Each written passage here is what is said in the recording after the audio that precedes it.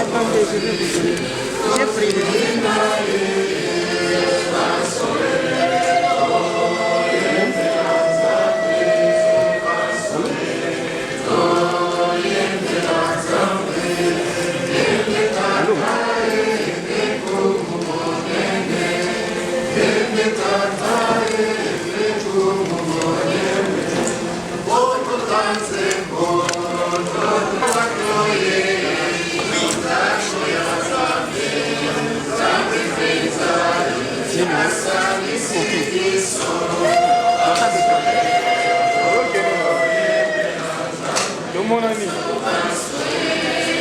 Depuis la visite de Jean-Paul II, tant de choses se sont passées.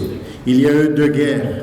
Le pays a connu de nombreuses vicissitudes, si bien que la RDC qui accueillera le pape François est bien différent du pays qui a accueilli Saint Jean-Paul II.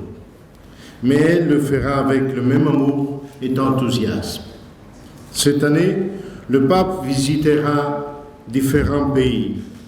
Toutefois, la RDC reste, en un certain sens, le pays synthèse de tous les principaux sujets sur lesquels le pape intervient durant son pontificat.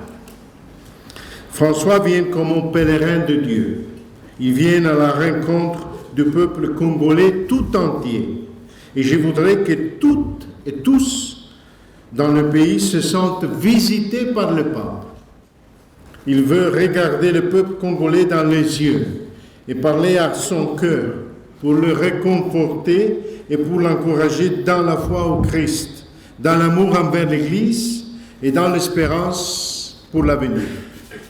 En même temps, il l'invite à la réconciliation et à cultiver le sentiment d'être tous frères et sœurs. Le pape vient apporter un message de réconciliation et d'encouragement. La préparation du voyage par l'Église catholique est confiée à un comité présidé par son Excellent Monseigneur Marcel Utembi, archevêque de Kisangani et président de la conférence épiscopale, qui sera assisté par son Excellent Monseigneur Carlos Daca, évêque auxiliaire de Kinshasa. La coordination du côté des autorités civiles sera assurée par le Premier ministre, M. Jean-Michel Sama Lukonde, qui aujourd'hui nous a honorés avec sa présence. Remercions Dieu, car le voyage du pape en RD Congo est devenu une réalité. Il s'accomplira à l'unisson entre le pape, le peuple congolais, ainsi que ses autorités civiles et ecclésiastiques. De nombreux peuples désirent la présence du pape auprès d'eux. C'est d'autant plus que nous disons merci au Saint-Père pour l'enthousiasme avec lequel il s'apprête à venir ici. Je crois qu'il est aussi important de souligner la durée de la visite, 3 jours. C'est donc long si l'on tient compte de la durée moyenne des autres voyages. C'est une preuve de l'importance qu'il attache à cette visite et à la RDC.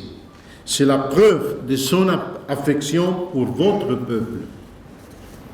En tant que représentant du pape François en RD Congo, je voudrais tous vous inviter à tourner résolument le regard vers l'avenir et à vous préparer pour accueillir le Saint-Père avec enthousiasme le 2 juillet prochain. Merci beaucoup.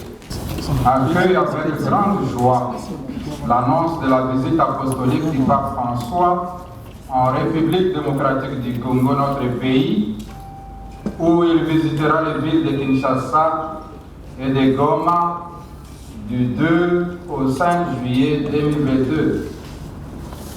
Ce sera la 3e visite apostolique du Saint-Père chez nous, 37 ans après celle de 1980 et de 1985 par le pape Saint Jean-Paul II. L'importance d'une telle visite est évidente dans la mesure où le pape vient raffermir dans la foi les fidèles catholiques en RDC et raviver l'espérance du peuple congolais qui a besoin de la paix, de la sécurité et du bien-être. Nous prions pour que le Saint-Père Et nous prions pour les Saints-Pères et confions cette visite au Seigneur pour qu'elle se réalise comme annoncé et se passe dans de bonnes conditions. Nous invoquons la bienheureuse Vierge Marie, Notre-Dame du Congo et nos bienheureux Isidore Bakanja et Marie-Clémentine Anouarité pour qu'ils intercèdent afin que cette visite apostolique soit une bénédiction pour notre Église et pour notre peuple. Je vous remercie. Excellences, frères et sœurs dans le Seigneur, c'est avec joie et gratitude que nous accueillons l'heureuse annonce de l'arrivée prochaine dans notre pays, la République démocratique du Congo, de sa sainteté, le pape François. Une telle annonce constitue un don inestimable que le Seigneur fait à notre pays, à notre peuple, un peuple qui passe aujourd'hui de moments difficiles. Voilà pourquoi j'en appelle à une mobilisation massive et généreuse de tous, prêtres, curés des paroisses, religieux et religieuses, agents pastoraux, fidèles catholiques et tous les hommes et toutes les femmes de bonne volonté à se préparer spirituellement à ces rendez-vous de grâce et de bénédiction avec le successeur de Pierre. Le pape vient pour moi, il vient pour toi, pour ma famille, pour ma communauté, il vient pour nous tous. Que cette visite soit vraiment pour notre pays un moment de grande communion, un moment de réconciliation nationale, qu'elle soit pour nous tous une occasion de conversion véritable. Alors que je bénis le Seigneur pour cette joyeuse nouvelle, je confie d'ores et déjà la visite prochaine de sa sainteté à l'intercession de la Vierge Marie, Notre-Dame du Congo. Je vous remercie. Je voudrais, à la suite de cette annonce qui a été faite, donner d'abord un mot de remerciement à sa sainteté le pape d'avoir répondu positivement à une demande qui a été faite par son Excellence, Monsieur le Président de la République, Félix Antoine Tshisekedi Tshilombo. Et bien sûr, à la suite de cette annonce, nous, dans le gouvernement, n'allons pas manquer d'aller porter cette nouvelle et cette bonne nouvelle à son Excellence, Monsieur le Président de la République. Ce message est annoncé ici en présence de tous les archevêques et évêques qui viennent de la République. Je pense que cela a tout son sens, parce que ça va permettre de le relayer d'abord à tous les fidèles catholiques, tel que cela a été annoncé, mais au-delà de l'Église, c'est une invitation officielle du pays qui a été faite. Et donc, une mobilisation doit se faire pour toutes les Congolaises et Congolais, pour cette visite qui va s'inscrire, comme ça a été dit, dans la réconciliation et la paix. Ensuite, ici, c'est important de noter que non seulement les prières vont être faites pour que cet événement puisse se dérouler en toute quiétude et tel que voulu dans le programme annoncé par sa sainteté le pape. Mais nous voulons qu'au-delà de ça, toute la préparation qui doit entourer cette visite importante puisse se faire en toute collaboration. Vous avez vu, et je pense qu'ici, même si l'annonce est faite au niveau de la presse du Vatican, la presse officielle, nous accueillons cette nouvelle, Église et gouvernement, comme une nouvelle heureuse. Et donc, c'est l'Église, c'est le gouvernement, et c'est toute la population qui va s'atteler à cette préparation, au-delà des prières, pour qu'elle puisse se dérouler dans les meilleures conditions. Visite qui s'inscrit aussi dans l'axe diplomatique, dans le rapprochement bien sûr entre la République démocratique du Congo et le Vatican. Je vais commencer en termes de réponse et puis bien sûr, comme cela a été dit, on donnerait aussi la réponse à l'Église.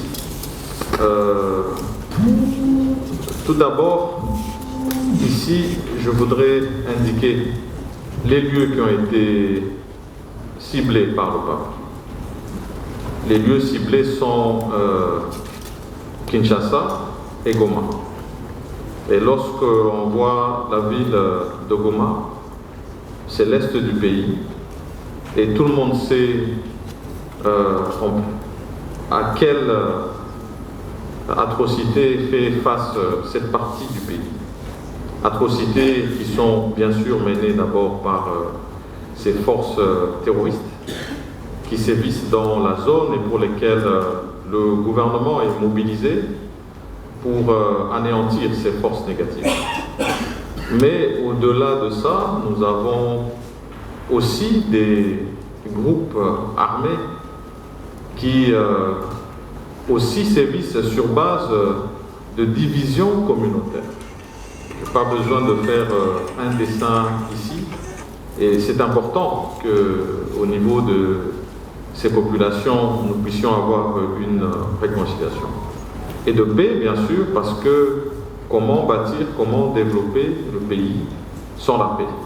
Et donc ici, c'est une indication de portée générale. Nous avons des bons rapports avec l'Église catholique. Ça pourra l'être rapporté, je pense ici tout à l'heure.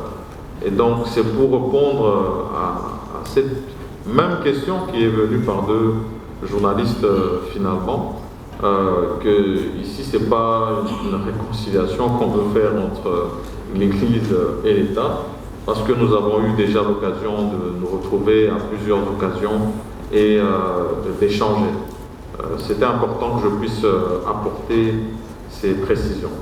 Et je crois qu'au-delà de ça, ce sera bien, dans les jours qui vont suivre, qu'on puisse d'ailleurs donner le programme détaillé de cette visite.